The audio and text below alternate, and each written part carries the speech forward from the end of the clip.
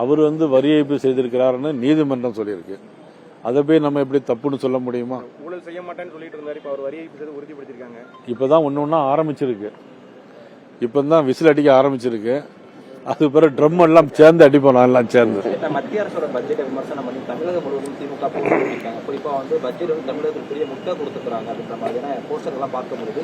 இதை எப்படி பார்க்க? அதாவது என்னன்னா, இவங்க செஞ்ச தவறையெல்லாம் மறைக்கிறதுக்கு இப்ப 3000 கோடி ரூபாய்க்கு டெண்டர் விட்டுருக்காங்க. இப்ப அவசரம். அதுல 450 கோடி ரூபாய் இன்னைக்கு அவர்களுக்கு கமிஷன் வர இருக்கிறது.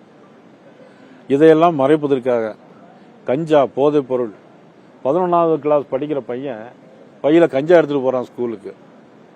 பீர் பாட்டில் எடுத்துட்டு போறான். யாருடைய ஆட்சியில? முதலமைச்சருடைய ஆட்சியில. ஆனா இவங்க சொல்றாங்க முட்டை அப்படிங்கிறாங்க.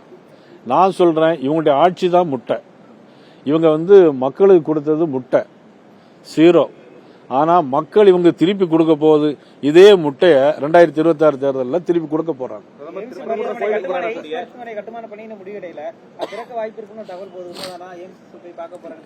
கிட்டத்தட்ட எய்ம்ஸ் மருத்துவமனையில் எல்லா பணிகளும் நிறைவடைந்த சூழ்நிலை இருக்கிறது.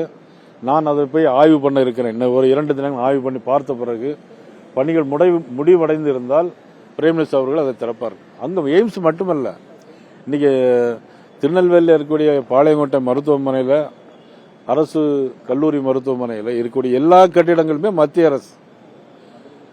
ஏற்கனவே 110 கோடி ரூபாய்க்கு மல்டி ஸ்பெஷாலிட்டி ஹாஸ்பிட்டல், அதுபோல 70 கோடி ரூபாய்க்கு எல்லாமே மத்திய அரசு திட்டம். ஆனா இன்னைக்கு ஒண்ணுமே செய்யல மத்திய அரசு அப்படின்னு சொல்லிட்டு இருக்காங்க.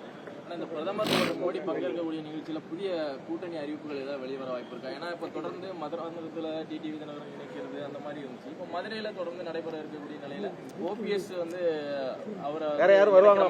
மேடையில புதிய தலைவர்கள் யாரும் அமர்வாங்களா? கண்டிப்பா வருவாங்க. யாருங்க? கண்டிப்பா வருவாங்க.